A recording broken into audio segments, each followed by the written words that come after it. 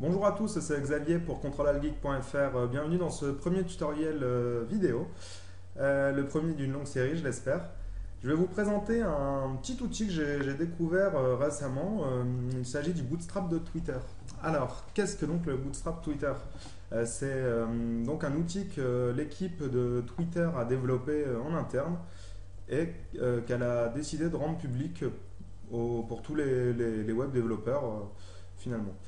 Ce petit bootstrap, donc bootstrap ça signifie en français kit de démarrage, kit d'amorçage. C'est en fait un ensemble de petits outils. Donc il y a une feuille CSS et une feuille JS qui vont vous permettre de commencer un projet web sans partir de zéro.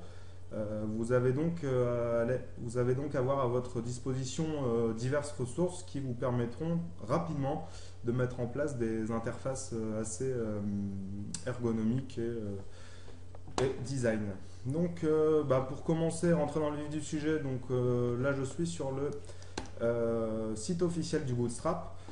Donc on a la possibilité de télécharger le kit entier Bootstrap, donc ça c'est ce que je vais faire. Donc on va pouvoir faire un test en même temps comme ça. Donc là je télécharge le dossier, le zip pardon. Je vais vous faire un petit tour de la documentation Bootstrap qui est comme beaucoup de docs vraiment bien documenté. Donc premier point géré par le Bootstrap, c'est tout ce qui concerne le layout et les grilles de votre page. J'y reviendrai, enfin je ne vais pas trop en parler dans ce tutoriel, j'y reviendrai peut-être dans un autre tutoriel où je vais parler notamment des web design responsive. C'est un terme qu'on retrouve assez souvent et qui est assez en vogue en ce moment. Donc concrètement, pour être rapide sur cela, vous allez pouvoir mettre en place des grilles en fait assez facilement, assez rapidement grâce à un ensemble de classes CSS qui ont déjà été préparées dans la feuille CSS du Bootstrap. Donc ça permet de mettre assez rapidement en place des structures pour vos sites. Mais ça, j'y reviendrai dans un autre tutoriel sans doute. Ce qui va nous intéresser surtout, c'est Base CSS. Donc Base CSS, c'est vraiment un ensemble de règles CSS qui vont vous permettre d'avoir des sites assez propres. La première partie, c'est tout ce qui concerne la typo. Donc que ce soit en termes de taille, de famille de polices utilisées et d'autres personnalisations, par exemple des balises paragraphes, strong, etc. Vous allez avoir vraiment un rendu assez propre de base, sans donc avoir quoi que ce soit à designer de votre côté. Donc c'est pratique. Donc là on voit un exemple avec tout ce qui est balise titre, pardon. Donc H1 jusqu'à H6. Donc ça c'est intéressant, disons que ça permet rapidement de ce fait d'avoir des textes assez bien skinnés. Ce qui va nous intéresser surtout, je vais passer sur code, c'est pas ce qui nous intéresse. Les tables, donc ça permet de personnaliser des tableaux, c'est assez pratique. Donc là on voit bien les différents tableaux skinnés avec effet de survol, etc. C'est toujours sympa. Ce qui nous intéresse vraiment, c'est la partie formulaire. Donc en fait, en très peu de temps, vous allez pouvoir avoir des formulaires assez design et même ergonomiques, rien qu'en utilisant Bootstrap en fait. Donc, par exemple, là, on voit des exemples de formulaires assez design finalement. Et la mise en place est assez simple puisqu'il n'y a qu'à mettre ce code là. Donc il y a quelques classes à rajouter en plus d'un formulaire classique que vous auriez pu coder de votre côté. Donc on voit le rendu qui est assez propre, hein. Donc là on voit le rendu avec tout type d'éléments de formulaire. Les boutons de la même façon sont skinnés, ce qui fait que ça donne un rendu très sympathique. Donc là, on voit tout ce qui concerne la partie message d'erreur, de confirmation sur les formulaires, pour tout ce qui est gestion d'erreur. Vraiment, c'est assez complet pour tout ce qui est formulaire. Donc ça permet de mettre en place des formulaires vraiment design. C'est vraiment ce qui pêche souvent sur les applis, c'est faire des formulaires design Donc là, grâce à ce Bootstrap, vous allez pouvoir faire ça très facilement. Tout ce qui concerne les boutons, de la même façon, il suffit de rajouter la classe désirée sur un lien et vous allez tout de suite avoir un bouton. C'est super pratique et ça donne vraiment ça peut vous permettre de faire des interfaces très élaborées grâce à cela. Donc on peut agir vraiment sur la taille des boutons, la couleur, rien qu'en ajoutant une classe, c'est vraiment très pratique. De la même façon, si on veut mettre des boutons désactivés, etc., c'est vraiment que des classes à rajouter à chaque fois. Ce qui fait que votre HTML finalement n'a pas besoin d'être beaucoup modifié pour être utilisé avec le Bootstrap. Avec le Bootstrap sont fournis un ensemble de sprites dont on retrouve toutes les icônes ici et toutes les classes associées. Donc ça permet de mettre en place la majeure partie des outils dont vous pourriez avoir besoin. Donc là vous voyez également quelques petits outils, quelques menus vraiment sympas. Donc tout ça c'est réalisé avec le Bootstrap. Donc je vais y revenir un peu plus loin. Ensuite, donc là c'est tout pour la partie CSS. Donc vous voyez que c'est assez complet. Donc on va voir ensuite dans un second temps comment on met en place tout ça. Et avant cela, je vais vous présenter la partie JS du Bootstrap. Donc la partie JS, ça regroupe 12 plugins pour l'instant. Ça amenait à être évolué et même vous pouvez en rajouter si vous voulez.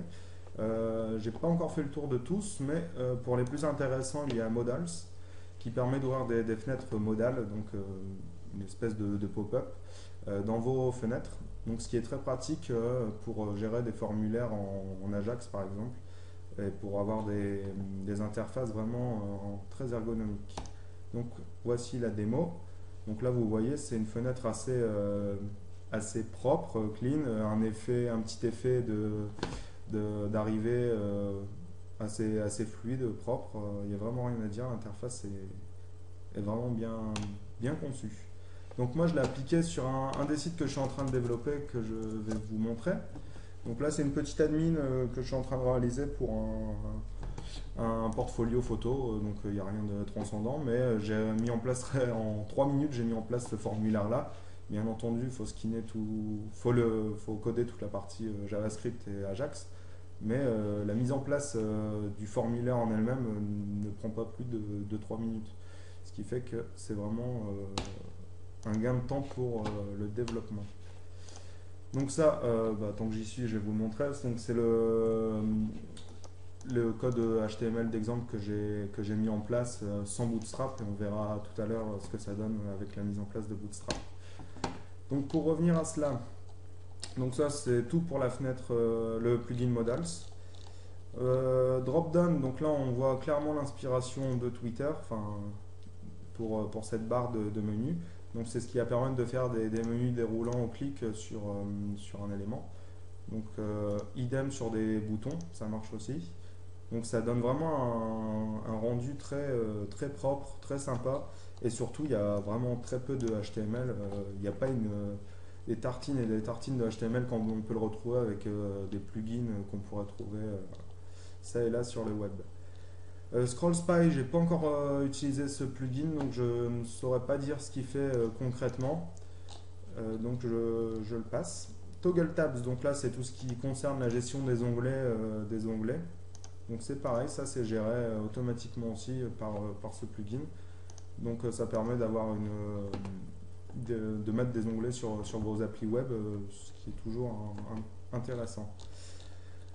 Tooltips, donc ça c'est le classique, c'est ce qui va permettre d'afficher des bulles d'information sur vol de liens par exemple. Donc là vous voyez, c'est assez propre. Pop Powers, je ne connais pas ce plugin, je ne l'ai pas encore utilisé, mais vous voyez que c'est très bien documenté, donc on s'y retrouve assez rapidement et la mise en place technique est très rapide.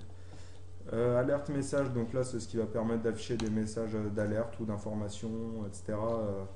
Sur votre application. Donc vous pouvez faire apparaître les messages en haut du site, en fenêtre, enfin c'est vraiment complet. Donc il y a des événements qui vous permettent de savoir quand telle action a été faite, c'est toujours appréciable. Buttons, alors celui-là il est particulièrement sympa je trouve. Et il va vous permettre de skinner tout ce qui concerne les éléments de formulaire tels que checkbox et radio notamment. Donc par exemple, checkbox, on peut en sélectionner plusieurs. Donc là c'est pareil, vous pouvez sélectionner plusieurs valeurs dans cet élément. Si c'est radio, vous pourrez en sélectionner qu'un. Ça permet d'avoir des éléments de formulaire un peu plus sexy. Et c'est toujours un plus pour avoir une interface sympa. Collapse, alors ça c'est classique effet accordéon pour séparer plusieurs conteneurs. Donc ça c'est pareil, c'est intégré également dans le Bootstrap. Carousel, donc c'est un petit slideshow JavaScript qui va vous permettre de faire défiler des informations. Donc c'est quelque chose qu'on est souvent amené à mettre en place aussi sur plutôt des front office. Ce plugin est vraiment sympa et donc il est intégré au Bootstrap, donc ça serait dommage de s'en passer. Alors ce plugin concerne tout ce qui est autocomplete et aide à la saisie. Donc je vais vous faire un petit exemple. Donc là vous voyez un peu à la façon jQuery UI, vous pouvez utiliser ce plugin pour faire tout ce qui est autocomplétion. Donc la mise en place c'est toujours aussi facile à mettre en place, bien sûr. Il n'y a vraiment qu'une ligne de code là pour le cas concret, pour mettre en place cet autocomplete. Bien sûr, après derrière, il faudra coder toute la partie Ajax. Donc c'est fini pour la partie découverte du Bootstrap.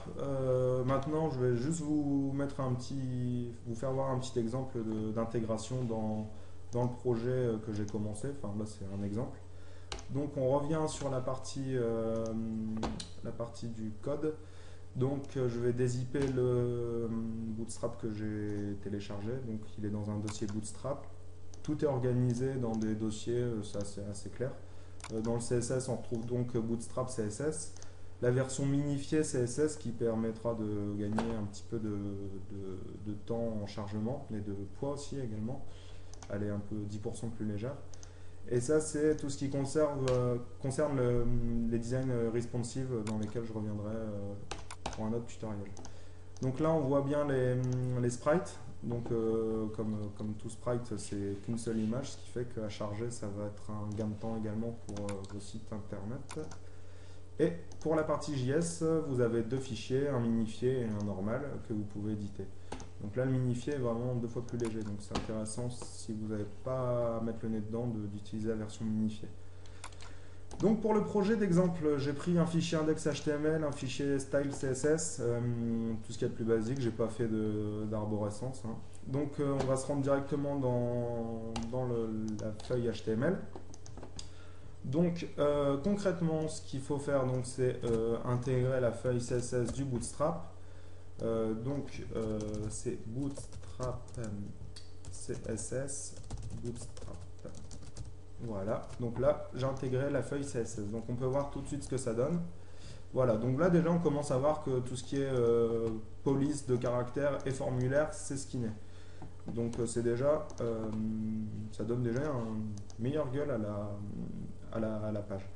On va intégrer maintenant le JS, donc le JS de la même façon, c'est le dossier Bootstrap, dossier JS, bootstrap.js.